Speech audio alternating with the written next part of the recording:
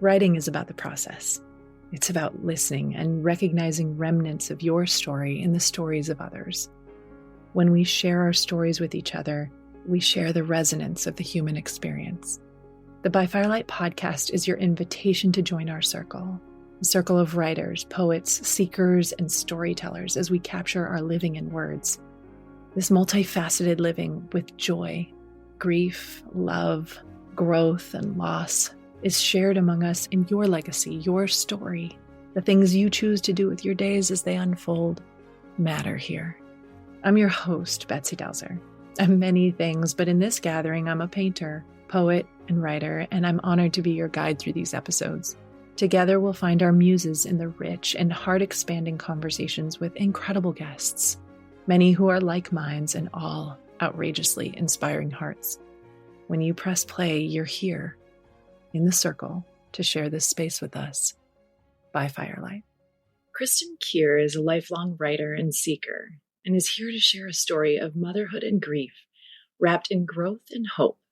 Kristin is many things: a daughter, a mother, a friend. She has spent the last 20 years of her professional career working as a hospice nurse in the Madison, Wisconsin area, in and out of homes all day, assisting as folks unfurl their own unique end-of-life experience. Kristin has enjoyed living large her entire life, and in 2023, she was in an instant brought to her knees by the sudden death of her life partner. Today, we get a glimpse into a story of continuing survival in the midst of a life that keeps on giving. Well, Kristin Keir, welcome to By Firelight. Hello. Hi. So good to be here. Such a treat. Such a treat. Likewise.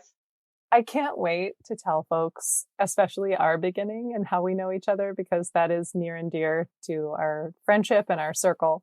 But I love to start with a question around thinking about your younger or older self and just thinking through, like, which version of her would you like to invite into this conversation today? Oh, good question. I think I'd like to invite my older self. I'm picturing myself lucky to be like 95 years old, and she's here. She's here with us right now. Yeah. What would she tell us? She would be, first thing, you're right where you need to be. This moment, right now, be in it. Be where you are, nowhere else. And she would commend me, I think, and she would most certainly commend you on our efforts to do that, and would be a real cheerleader in that continued pursuit, I would say, for sure. Yeah. I love that. Do you picture her with long silver hair? Maybe one of those low buns. Definitely not two braids. Yeah. That's a good question. Well, that's a beautiful response. And I love just the invitation to presence. Speaking of which, I feel like you were, our lives first intersected because you were my OB nurse now 22 years ago. Oh my gosh. Is that what it was? Yeah, that's what it was, because Coco is 21 and a half almost. And you were my OB nurse. And that, I just remember, Kristin, and I've told you this many times through the course of our friendship and the decades, but it was such a, it's new, right? Everything's new, everything's fresh. And you were so extraordinary to encounter in the medical system. You were so caring. Time stood still, even though I knew that there were patients waiting and things to be done. But you really practiced that presence that really touched. I could not wait for my appointments for many reasons, but many of the reasons that I recall have to do with you. And so that's like really the genesis of our relationship. And then, at that time, I would bring in Coco, my daughter, for well child checks once she was a baby. And you pulled me aside in the hallway and said, "Oh, I'm leaving actually this practice and I'm going to hospice care and I'm going to be a hospice nurse." And I was like, so excited for you. And also like, oh no, how can I hold on? How can I hold on? Well, and you're like, but wait, yeah. I have an idea. Yes, yes. And so I invited you to this writing group, and the rest is history, right? Oh, We've shared so many things that we're gonna get into a little bit. oh, and just all of the things meant to be, that you would have been that person to invite me into the other side of things, right? Because I was walking with you prenatally, and it wasn't everybody Mm-hmm. whose labor and delivery experiences I got to be a part of in that room, in that sort of holy space, and to watch how you Mm. experienced that was a real gift to me too. Yeah. And then that there you go in the hallway that day as I was leaving, and you invited me to our space, our ongoing and lasting space. Yes. So I've had many of our spiller friends. We call our circles spilling circle. Many of my guests have been our spilling friends. And as we were kind of coming into this summer, thinking about a little bit of a summer pause, perhaps on By Firelight, I was like, I've got to get Kristin on here. So let's just start a little bit. People have a frame of our connection and our friendship, but let's give a little bit more about could we go into your career just a little bit? So you've been with hospice this whole time. Yes, yes. And yeah, just tell us a little bit of a frame of where you are and what you're doing. Yeah, I certainly don't feel that old, but I've been with hospice for 20 years now. And started in the hospital briefly, went to Women's Health, was there for 6 years maybe, and just was like, gosh, what am I doing? What more is there? And found this space. And from day one, it felt like home. And I've worn various hats through my time here, but for the most part have been on the home care side of things, where I'm in and out of people's homes all day, every day. Again, just holding space, if you will, again, for them and whatever they choose to make of their end of life experience. Mm-hmm. And sometimes that's a couple of days that I know people. Mm-hmm. And sometimes it's several months. It just really depends on when people choose what I think is truly the gift of hospice care, Mm-hmm. and work people of all ages, right? A lot of people think it's just older folks, but I have the unfortunate experience of working with young people too, obviously. Mm-hmm. But it's truly it's become in some sense my life's work. I really reside well there, I think. Yeah. Is it accurate to say this is personal experience only? And I feel like I don't have a lot of death experience, Mm-hmm. but I feel like we're grossly underprepared for passing Mm-hmm. as a society, as a culture. Does that feel accurate? I do. I think so, for sure. Yeah. I'd like to believe things are shifting or changing, Mm-hmm. perhaps. And maybe I feel that and perceive that because of the work that I do and because of the efforts I put towards it myself, right? But I definitely see huge variations in how much people have processed, how much people are willing to open their doors and experience this time in an open way, in a conscious way, if you will. And so often people just don't want to talk about it. They don't want to hear about it, Yeah. beyond just the patients and families I work with, but even their circles, right? Their layers and their circles oftentimes include a lot of folks that just can't be a part of it. Mm-hmm. I think it's fear, right? Fear and feeling like there is perhaps something one needs to do other than just offer a hand, right? At this time in someone's life. Yeah. Yeah. Besides fear of something to do, what else have you picked up on that people are afraid of at the end? I just feel like a lot of people arrive at that point in their life having probably not spent a lot of time contemplating their own mortality, right? And I think some of it's perhaps the heartbreak of it. Some of it's protecting their loved ones from the heartbreak of it.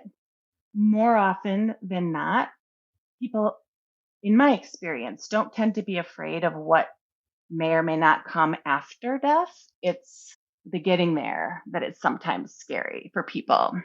Mm. And as luck would have it, that's what I can help people with, right? I can't help people with what comes after necessarily, but I can help them with what comes now. Oh. Yeah. Yeah. That must be, I mean, I'm just thinking of the tremendous comfort that you are through and through as a human being. That must be, no wonder it feels like a life calling. I mean, it really, Yeah. the comfort that you bring must be just so profound. I hope so. Yeah. I was asking my dad recently, he's going on 86 this fall, and, he's got a lot of ailments now. And I asked him what he was afraid of. And, he kind of gave like the right response, if you will, of like, oh, I'm not afraid. And then he's like, well, actually, and he said, I am afraid of pain, Mm-hmm. like I don't want to, like, just the suffering, right? Like the length of suffering. I think there's some fear around that. Yes. And one of the things that I sometimes hear myself telling folks is that, human beings die on this planet and have died for centuries and more well, and sometimes on their own, sometimes at the base of a tree in the middle of nowhere, right? Like the body knows how to die. And I have confidence that, and I've seen the body has a lot of natural ability to do exactly what it needs to do as it's dying, whether I'm there or not. So it's actually, people fear the pain, those symptoms, right? But if I can offer reassurance that the body itself, and then of course, all the skills and resources and modalities and medications that we have to bring to the table, those things combined, we got you. Mm-hmm. Mm. Yeah. Well, in a, writing group, obviously, if you've been in the writing group for about all the 20 years that you've been in hospice, right? That's amazing. Yes, crazy. And I do remember an era where part of your processing of passing, part of your processing of your patients and their lives and the stories. Oh, I just remember, you coming from shifts at times and sharing stories and giving us this window into this world. But you began writing about your work at some point. Is that right? Or would you do that just at Spilling?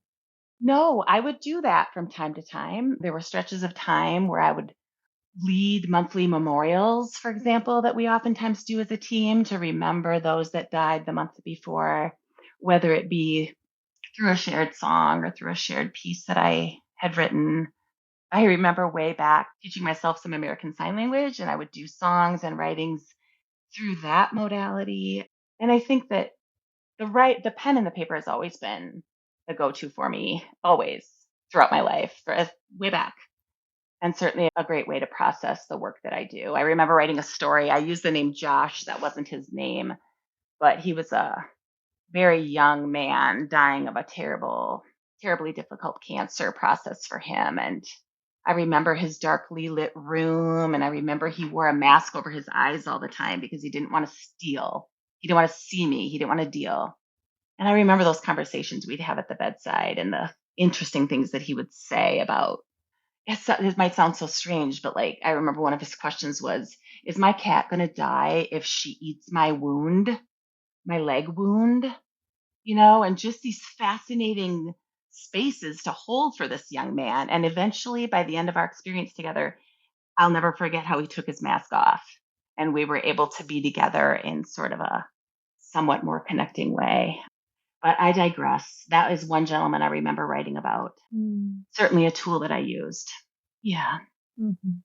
Yeah. Yeah. I think we're both yogis. We both practice body awareness, breath awareness. And one of the things I just said in a yoga class I was teaching today was a line that I think of very often.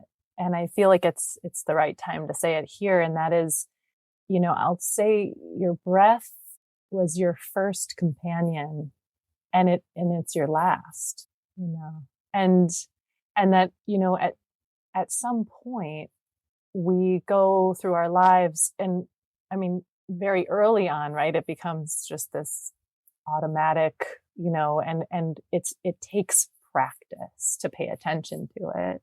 Mm-hmm. Right? It takes practice to get into the breath, to remember the breath, to lengthen the breath.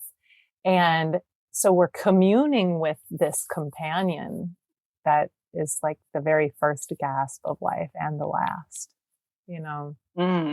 Oh, beautiful. Mm. And what a simple yet profound awareness to offer in a class. Yeah. In fact, I just wrote it down. I wrote your words down as we often do, right? In our group. It's my next prompt. Yes. So, I do feel like there's nary a chance we're going to get through some of what we speak about tonight without a few tears. Yeah. Yeah. Yes, we're here. Because this amazing life that you've been called into also then all of a sudden overlaps with your own story, your love story with Dax. Mm-hmm. Yeah. As truly, right? Yeah. His last companion on the road of the Ironman race. Yeah. A few years back was his breath, and Dax passed doing what he loves. Yeah. And you found yourself in the unimaginable place of heartbreak, of unexpected loss of your soulmate. Yes, my love. Yes. Yes. Father of our child, beautiful human. Yeah. Yeah, it was such a bright and sunny and wonderful day. Mm-hmm. So much happiness, so many beautiful sightings, so many high fives, and I love you dads, and a beautiful swim, and several miles into the bike ride, and we had our last exchange and high fives, I love yous, and off he went. I said, I'll catch up with you in a little bit. We're going to grab some lunch. And then I quickly got a call that he had pulled over on the side of the road and essentially died. Yeah. Yes. So it's interesting because in those very first days, of course, it's hard to even see or think or anything. And I remember thinking, oh my God, how am I ever going to return to work? I work with death and dying every single day. There's going to be no possible way. And how can I not work? And I'm so thankful and grateful to have been proved wrong, because I've recognized that the kind of work that I do includes helping facilitate conscious dying for people, right? And planned processes, if you will, and invitations to really dig into. And this was so different. It's just so different. And so thankful that I still love my work. And I actually think my work has probably helped me more than I realize, Yeah. Yeah. I think on behalf of, I think anyone holding space with us and on their airwaves listening to us right now is, that was a twist in the story that they may not have seen coming. And I feel like on behalf of the listener and also, right, just what I've seen, I just, this outpouring, I want to just extend once again that your heartbreak is not a solitary space. Thank you. Like that we all, thank you. Yeah, we all break again and again. Here, the listener hearing you, the milestones, the moments, the things that we miss Dax around and in, which is. Thank you. Yeah. He was and is such a large and joyful personality. And I was referencing my daughter and I could reference certainly more people than that, but we are so lucky to have a tribe of people around us, and an unbreakable tribe, right? That doesn't have a timeline on our grief and doesn't have expectations. And I'm very lucky to have a core group of people, including you, who can just sit in it with me. Yeah. Yeah. Just before we kind of move into some of the writing around that, because some beautiful things have come through this heart space of yours. one of the things I feel like Dax would be like, okay, listen, we're not going to have a podcast and just cry the whole time. Like, I want to just say, like, oh my God, we have, Dax and I didn't have a lot of overlap, but I even, was it the Ironman that he was participating in his passing, that he was doing the worm across the stage? Is that the same race? Oh yeah. So the night, of course, he's a newbie to this, right? So we're going like the newbies. We're at all the intro stuff, and the night before, everybody who's new come to the party and all of it. And they're calling up, asking for volunteers to come up and be a part of a little game they're going to do and give out prizes. And I'm like, honey, this has your name all over it. Get up there, right? And so he goes up there. He's doing, I don't, what was it? Like they were singing and there was a dance contest and he's legit doing the worm. And of course he won, of course. And he comes home with, oh yeah.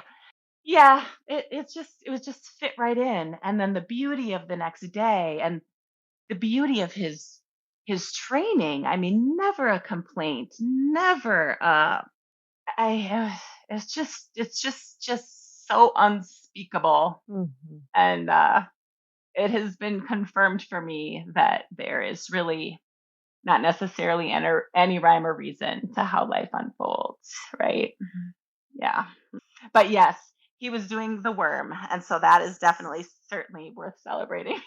Yeah. Well, and then I just, one of the things that inspires me so much is you are quite the, what's the word that I'm thinking of? You were like a documentary artist, like you took so many photos, so many videos, so many things that you have since posted and shared. And there are times when I'm like, I feel like he's right back flipping pancakes or doing a funky dance, or he was such, Oh, I know. he was the biggest goofball in the best way, right?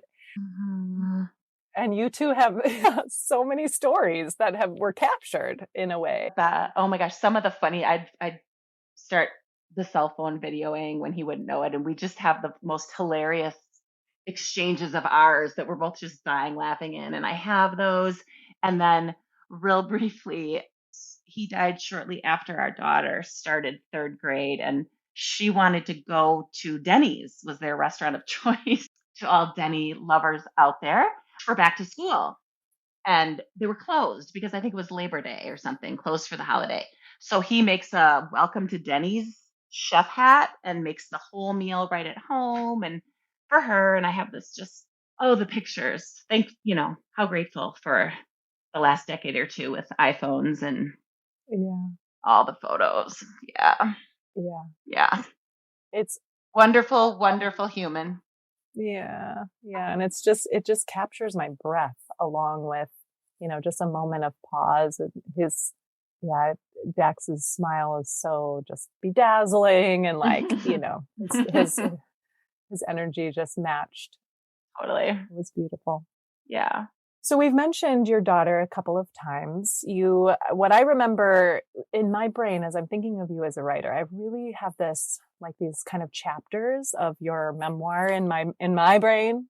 Yeah. And that first era, I remember a lot of the processing the death of your clients and patients. And then I remember letters to Maeve. Oh yeah. And your letters that you would write. I mean, did you start that when you were pregnant? Well, it's funny you ask that because just before this evening, I was thinking back on them and I actually pulled a tiny little excerpt from Letters to Maeve to share with you. And I was wondering to myself, did I start these when I was pregnant? And I don't think I did. Now, and I have to say, I wish to anyone listening, I wish I could say I was one of those writers that has all these organized and orderly journals. I do not. It is a hot mess of stuff everywhere. So it's possible that I did some writing pregnant, but it started as a true labor of love the moment I birthed this incredible human being and I started to write to her. And I think I have this idea that when she goes off into the great big world, I'm going to present her with all of these letters about her life and about my experience with her. And I just want to read, if I can. Yes. This This little paragraph is from when she was 4. These are all titled Excerpts from Letters to Maeve. And I wrote, "Is the moon right in the middle, Mom? Is that why everyone on our earth can see and share the same moon? It was late. Special summer night late for you. Black sky, smatterings of distant heat lightning, and the slim crescent moon, our guides home from the lake. I thought about how this single day was set in motion 13 years ago, and there was no way to know. Catching that state journal ad seeking hospice case managers was a watershed moment. It was the inception of a new life, of riches impossible to anticipate, the start of work that often isn't work, and the seed of this new friendship planted, a harbinger of this very day on the lake. There's an invigorating piece watching you settle into, discover, and eat up more happy places in your life, in seeing you taste bravery and mastery on the water with people in your body, watching you wander through nightfall, exclaiming, I caught one, each time your little palm curls around an unsuspecting and willing firefly, and the awe in your eyes as you release and watch their twinkle. These are the days, never before and perhaps never to be repeated. The popsicle, cupcake, root beer float, chocolate chip cookie, all in one day kind of days. That day, the sun was hot. The water was perfect, the vibe organic, and the riches manifest. That day, you oozed authenticity and you cracked more widely open. Gosh, to these deepening, unparalleled friendships, I give thanks. To these readily available inhalations of beauty all around us, I give thanks. And to you, lovely one, I give the most thanks of all. I love you, Maeve, Mama. Do you find yourself reading back and remembering back, just kind of seeing her 4-year-old self again? Yeah. Yes. Some of these I really viscerally remember writing. Yeah. And when I was flipping through some in the last day or two from back right after her birth, those are really interesting to read from like, oh, Lordy, the utter exhaustion, Yeah. I do. I think sometimes I think it could potentially be a beautiful, I hope, offering to the world, perhaps, to compile these in some form after they are Maeve's and share them beyond just the two of us. But looking back at some of those early ones, it's like, oh yeah, there'd be quite a lot of editing going on. It was funny. Well, every time you would share these excerpts, and then also you would share a little bit on social media, and so just kind of catching those glimpses, it as someone who is almost one decade ahead of you in parenting, like it feels like such a gift to be also capturing your own memories this way, because there is something strange. And I'm just going to say, I've spoken about this before on the podcast. I talked about it with Elena Brower and then a few other folks, but there's something blurry about time, when they get older and when they're about to fly the nest and leave. And all of a sudden you're looking over the years of raising. Oh yeah. Of rising, of parenting this way, and really knowing we're embarking on a new chapter. And, I've got boxes of, children's clothing, and I've got boxes of artwork, and they're like little fingerprints. But I often thought when you're writing to Maeve, and then think now in this place where I'm just right, on the precipice of Jet's graduation, my youngest being done with school. And I just think, wow, what a way for you to time travel as well. Mm-hmm. Oh yeah. And just remember there's so many nuances. There's so many like idiosyncrasies that life just kind of smudges them out a little bit in our memory bank. So I think it's beautiful that you have this way of keeping the clarity. Oh yes. You know what? Today, Maeve has a tendency to like to keep things. It's difficult for her.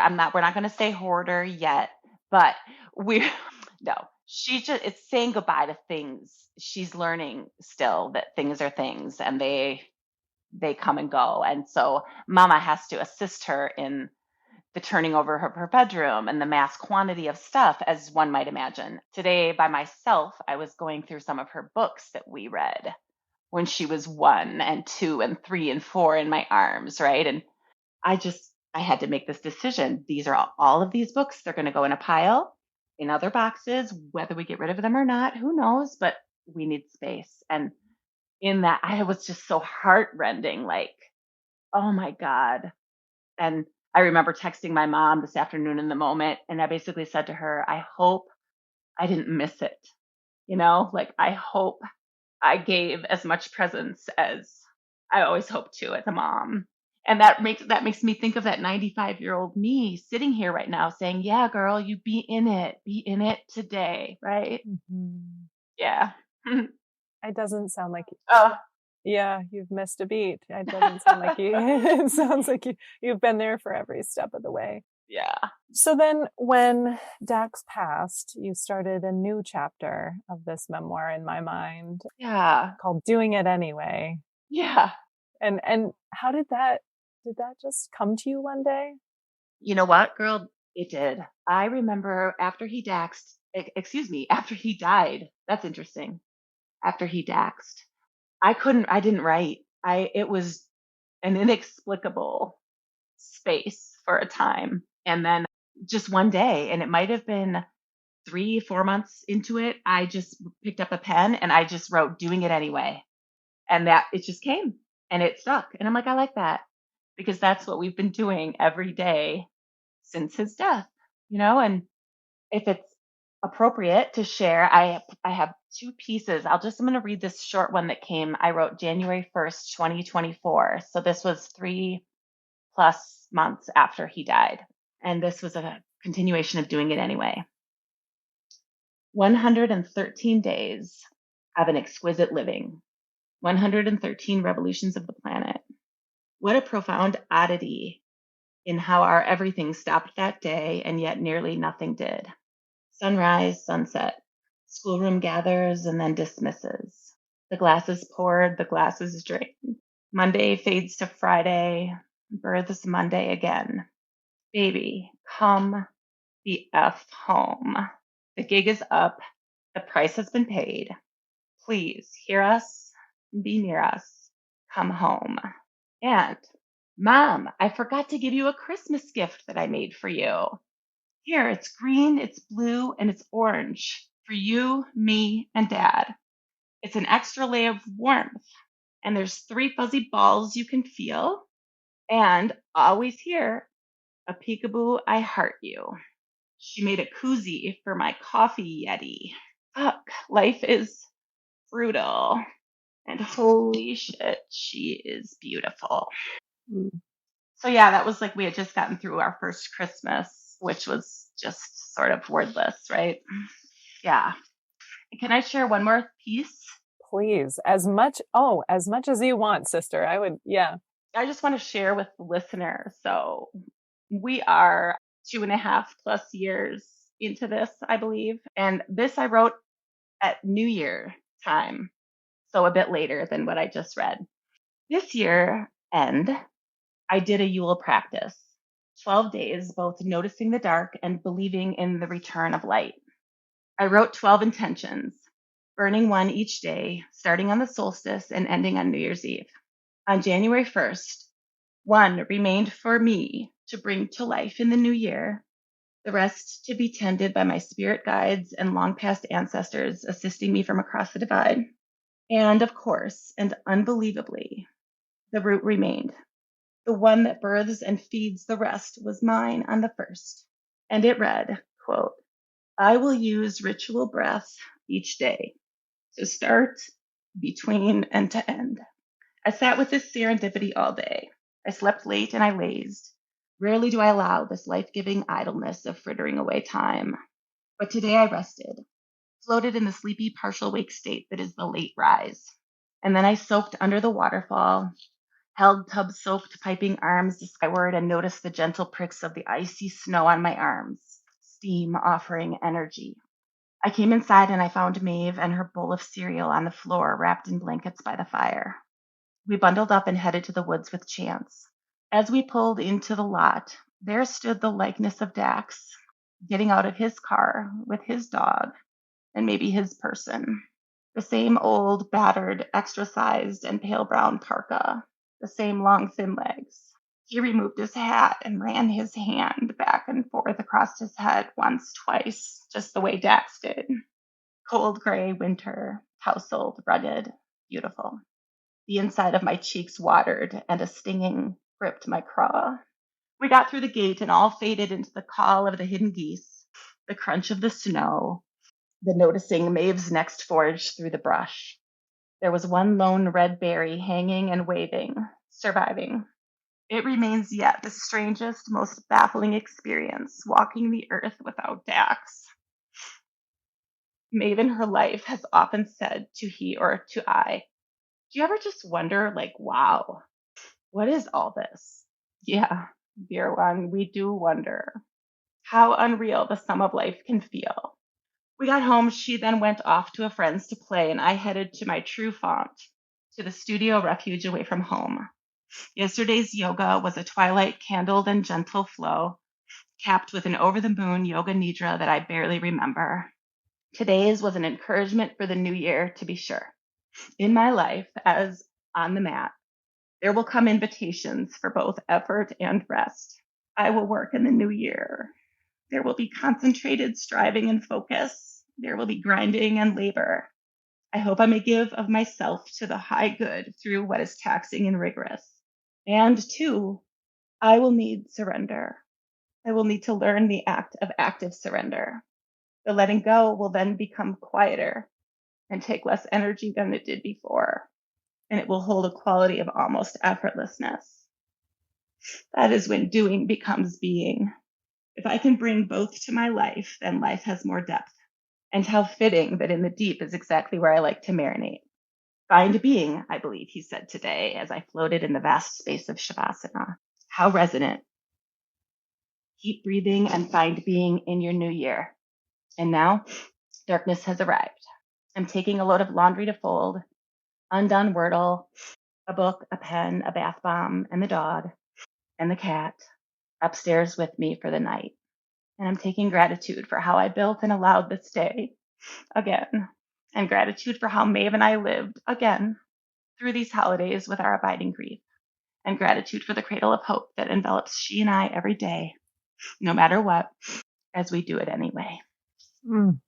I'm just writing down a few things like we do in our group. We often, there's so many, it's just stunning. That was so beautiful. And the last cradle of hope and our abiding grief were the last things I wrote down. But I also wrote down letting go will become quieter. Mm-hmm. And how unreal what is the of life can feel. What does my handwriting say? Well, yeah, so probably walking the earth without Dax, how baffling it is.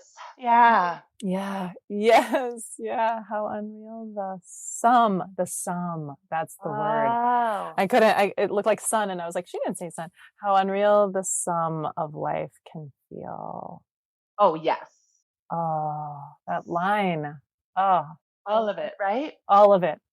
And Betsy, how apropos that you would share your piece from your yoga class today about breath being the beginning and the end, and how my Yuletide tradition, the one remaining for me, breathe.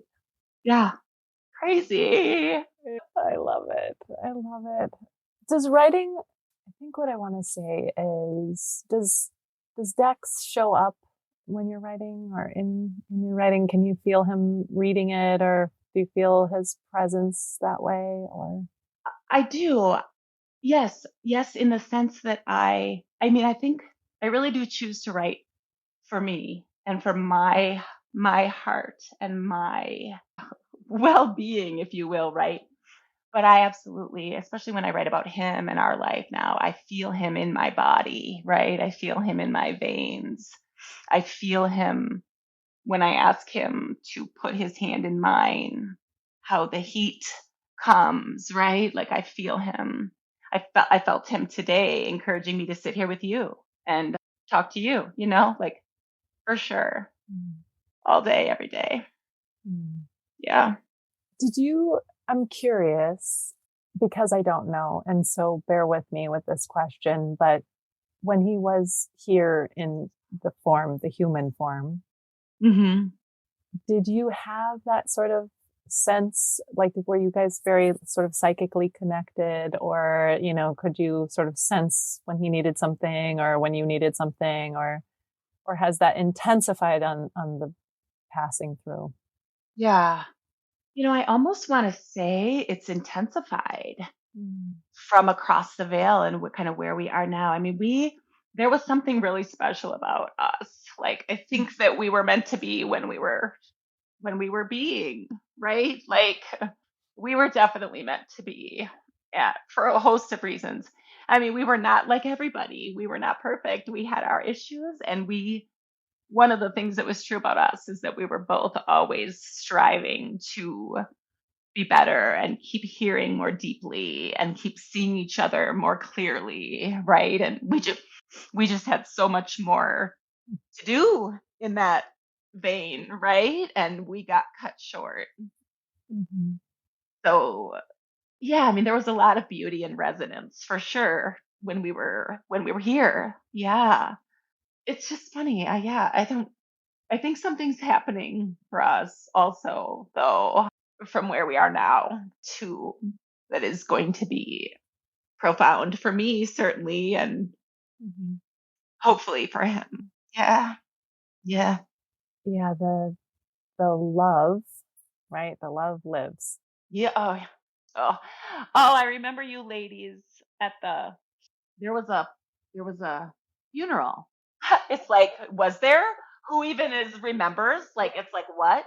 And I have one of the memories was you all in the back. Mm. One of you said, I think, that love never dies.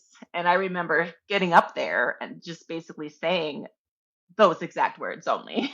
And all of you were in the back going, yeah. Mm-hmm. Yeah. Yeah. Hmm. The funeral. Yes, there was the funeral, and and There was one. I do want to say that, and there's, this would be hard to say, but over the course of decades that we've gotten to share, I have never been a witness to that kind of excruciating pain, that I saw in you. I am glad that you remember those words, and I'm glad that some of it is a little blurry. Because I just want to honor that, you have a heart, you have a heart like the ocean. When you're standing at the edge of it, it never ends. And it's filled with light and beauty and rest and comfort, just like the ocean. And when it ripped open,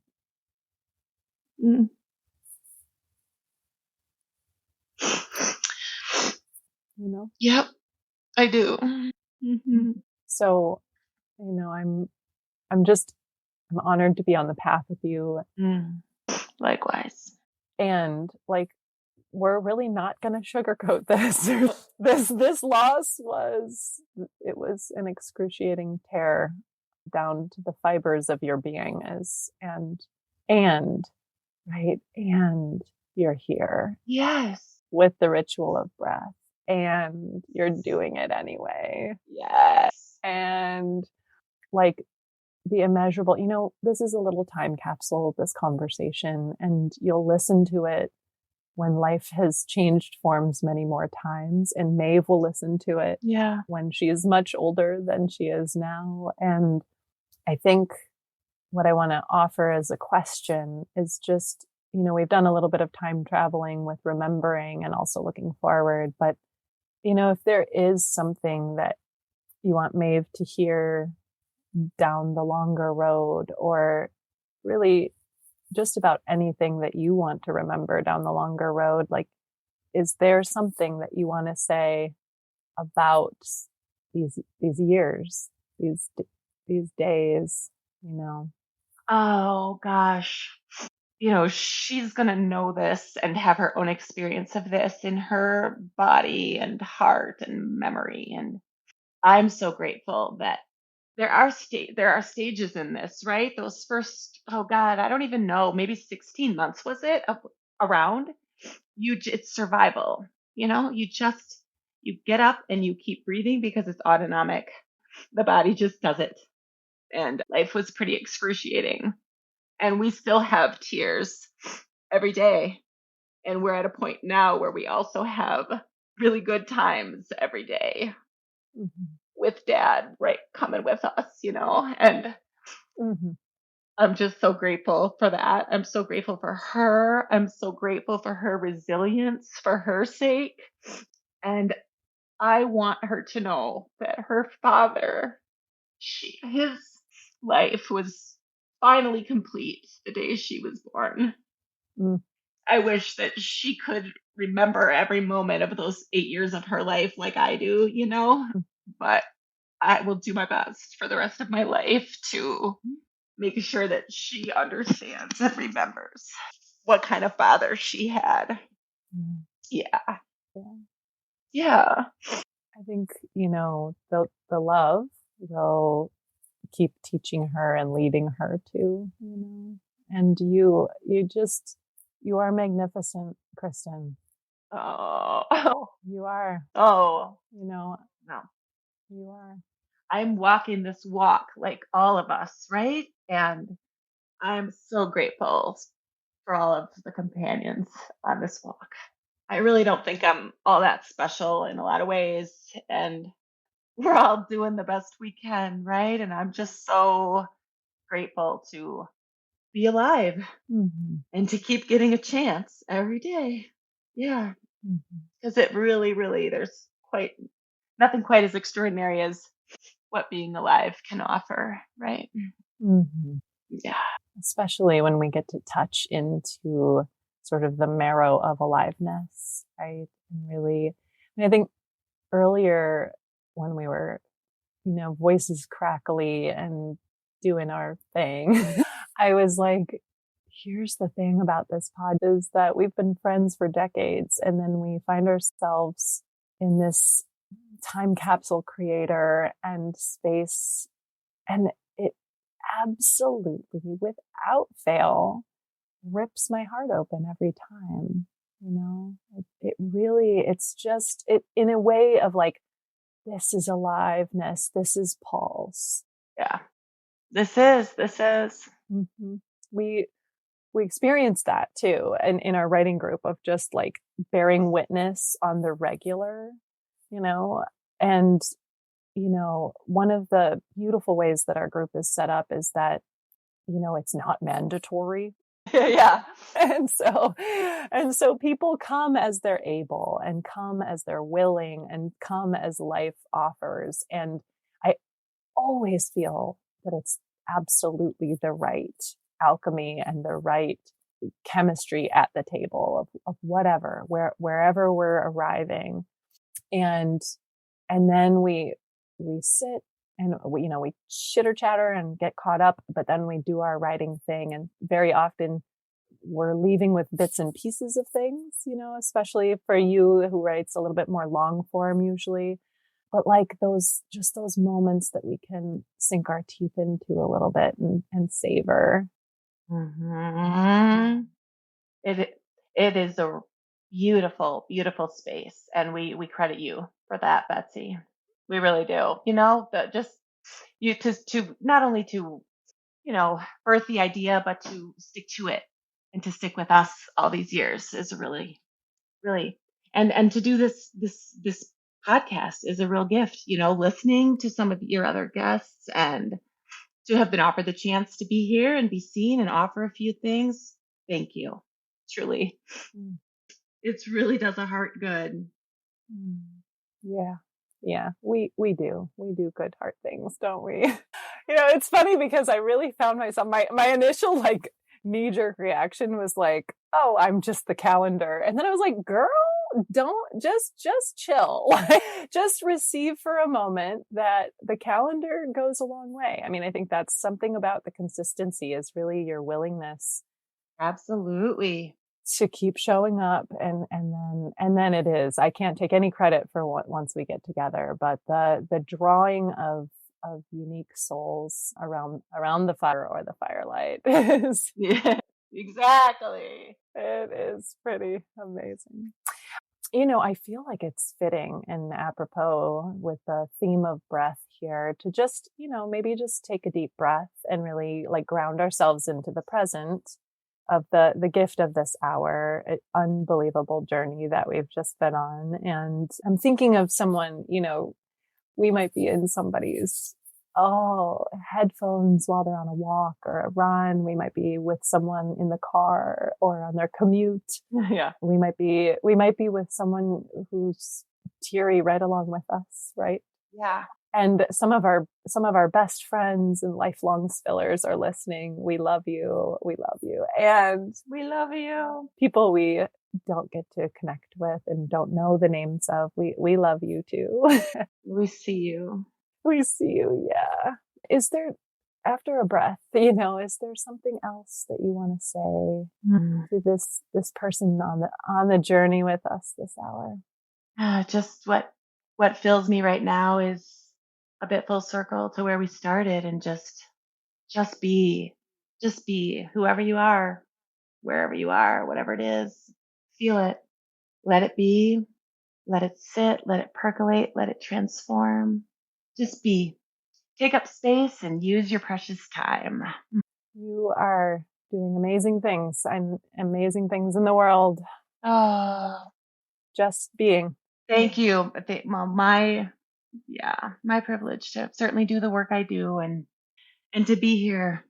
Thank you so much. Thank you for this hour. Thank you for our decades. Thank you for holding my knee while I was pushing. I know. Thank you for letting me be there.